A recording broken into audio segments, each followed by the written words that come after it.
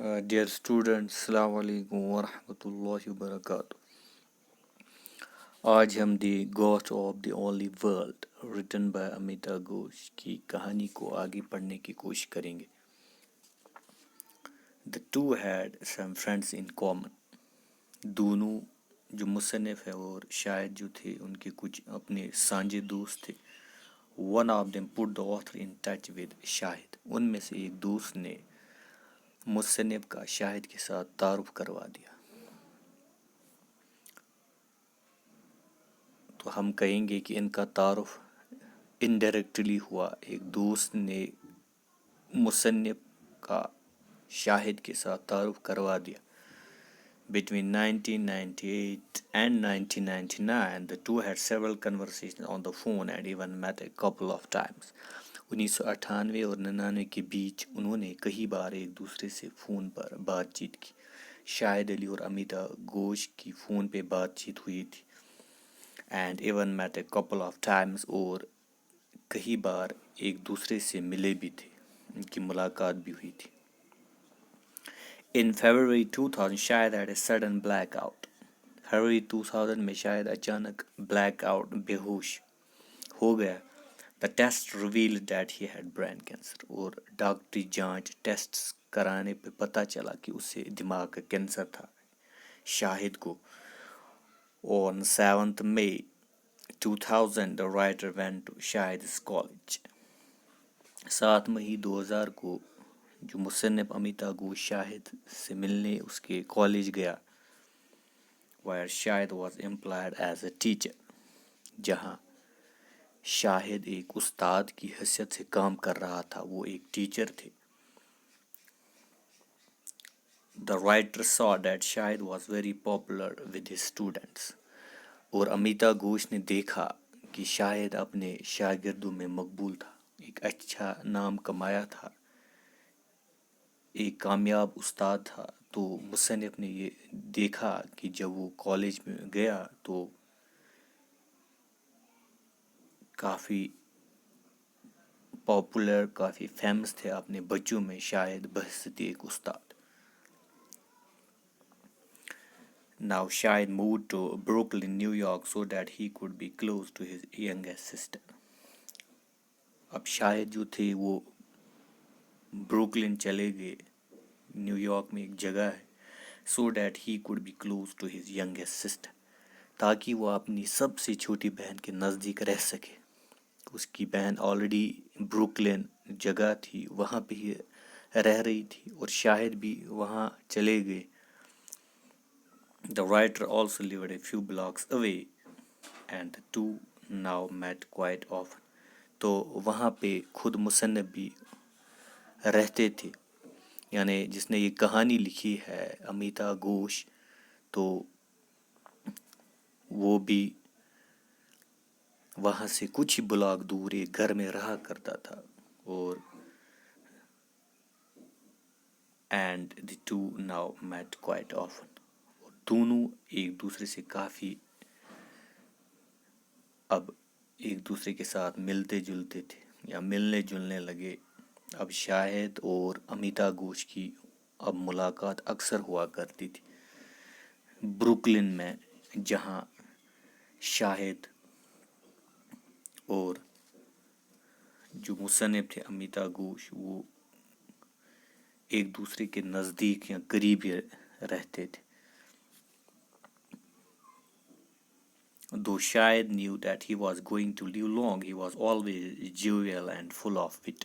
اگر شاہد جانتا تھا کہ وہ زیادہ دیر زندہ نہیں رہے گا, کیونکہ ایک ایسی بیماری میں مبتلا ہوا تھا جس سے بچنا ناممکن ہی تھا, اور اسی لیے شاہد اب جان چکا تھا کہ وہ اب زیادہ دیر زندہ نہیں رہے گا. He was always jovial and full of wit. پھر بھی وہ ہمیشہ خوش اور ہنسی مذاق سے بھرا رہتا تھا, اس کے چہرے پر ہمیشہ خوشی ہوتی تھی.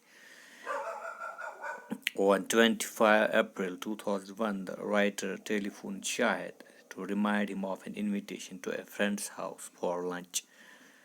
25 اپریل 2001 کو جو امیتا گھوش تو رائٹر مصنف اس کہانی کے، جس نے یہ کہانی لکھی، telephoned Shahid to remind him of an invitation. اس نے شاہد کو فون کیا to remind him of an invitation to a friend's house for lunch, تاکہ وہ شاہد کو یاد دلائے کہ انہیں ایک دوست کے گھر پر دوپہر کے کھانے کی دعوت دی گئی ہے. ان کو کھانا کھانے کے لیے جانا ہے، ایک دوست کے گھر ان کو دعوت دی گئی.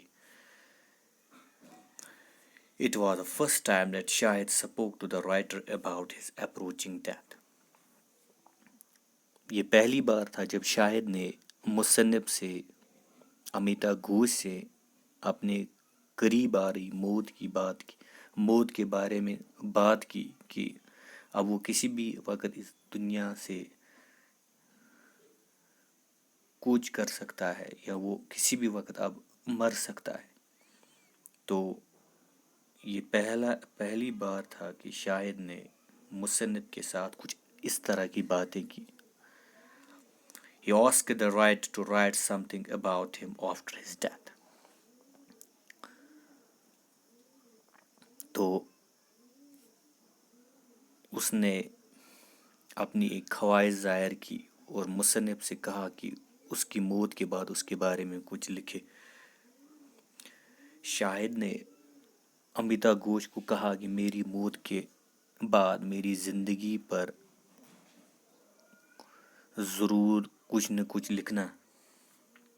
The writer tried his best to evade the topic. مصنف جو تھے امیتا گھوش، اس نے اس موضوع کو ٹالنے کی پوری کوشش کی. یعنی مصنف اس موضوع کو ٹالنا چاہتا تھا. جیسے وہ شاہد کی باتوں میں نہیں آیا، لیکن وہ کیا کر سکتا تھا کہ شاہد ایک ایسی بیماری میں مبتلا تھا جس سے بچنا اب ناممکن تھا. اس کو اب لگتا تھا کہ میں کسی بھی وقت مر سکتا ہوں، اور ایک اپنے دوست سے وعدہ کیا، امیتا گھوش جس نے یہ کہانی لکھی ہے، کہ میرے مرنے کے بعد میری زندگی پر کچھ لکھنا. تو جو مصنف ہے اس نے تھوڑی دیر زیادہ توجہ نہیں دی، اس موضوع کو ٹالنے کی پوری کوشش کی. بٹ شاہد سیٹ، لیکن شاہد نے کہا، you must write about me, تمہیں میرے بارے میں لکھنا ہی ہوگا، تمہیں ضرور لکھنا ہی ہوگا. ایک اچھے دوست کا ثبوت دینا ہوگا اور وعدہ پورا کرنا ہوگا. Now the writer could do nothing but say I will do the best I can. اب امیتا گھوش نے یہی کہا، وہ اس کو کہنا ہی پڑا، جو بھی مناسب ہوگا میں کروں گا، جو پاسبل ہوگا میں کروں گا، میں اپنی طرف سے پوری کوشش کروں گا اور اس وعدے کو نبھانے کی کوشش کروں گا. The writer started keeping a record of all the conversations and meetings he had with Shahid. تو مصنف جو تھے ان سبھی ملاقاتوں اور باتوں کا ریکارڈ رکھنا شروع کر دیا. جو بھی باتیں ہوئی، جو بھی ملاقاتیں ہوئے شاہد اور امیتا گھوش کے آپس میں، اس نے اس کا ایک ریکارڈ رکھا. He noted that Shahid shared with him a fondness for Rogan Josh. تو جتنی بھی ملاقاتیں ہوئی، جتنی بھی باتیں ہوئی آپس میں، اس نے دیکھا کہ اس کی طرح شاہد بھی، یعنی امیتا گھوش اور شاہد جو تھے، کچھ کامن تھنگس تھی، کچھ یکساں تھنگس تھی ان کے بیچ میں، جو آپ کوشچن بھی دے سکتے ہیں، what were the common things between Ghosh and Shahid. وہ کامن چیزیں کیا تھی جب آپس میں ملاقات ہوئی، باتیں ہوئی امیتا گھوش اور شاہد میں؟ تو اس نے یہ دیکھا کہ شاہد روگن جوش کو بے حد پسند کرتا تھا. یعنی امیتا گھوش بھی اور شاہد دونوں روگن جوش کو بے حد پسند کرتے تھے. He noted that Shahid shared with him a fondness for Rogan Josh, روشن آرا بیگم. اور روشن آرا بیگم جو تھی اس کو شاہد پسند کرتے تھے. کشور کمار اس کی آواز کو، ایک مشہور سنگر تھے ان دنوں کشور کمار. شاہد یا روشن آرا بیگم جو تھی وہ بھی سنگر تھی، تو ان کو بے حد شاعر جو تھے وہ پسند کرتے تھے، اور امیتا گھوش خود بھی ان چیزوں کو، روگن جوش، روشن آرا بیگم اور کشور کمار کو پسند کرتے تھے.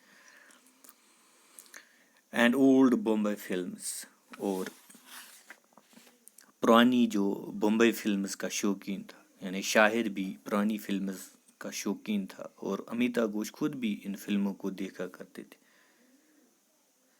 And both of them shared a indifference to cricket. لیکن امیتا گھوش اور شاہد جو تھے سملرٹیز بھی کچھ تھی، اور ایک سملرٹی یہ بھی تھی کہ دونوں کرکٹ کا شوق نہیں رکھتے تھے. Both of them shared an indifference to cricket. They were not interested in cricket. تو وہ کرکٹ، دونوں کو کرکٹ کھیلنے کا کوئی شوق نہیں تھا، وہ شوق نہیں رکھتے تھے اس گیم کے ساتھ. تو آگے کی کہانی کو کل کنٹینیو کریں گے. Thanks. Stay safe and stay at home.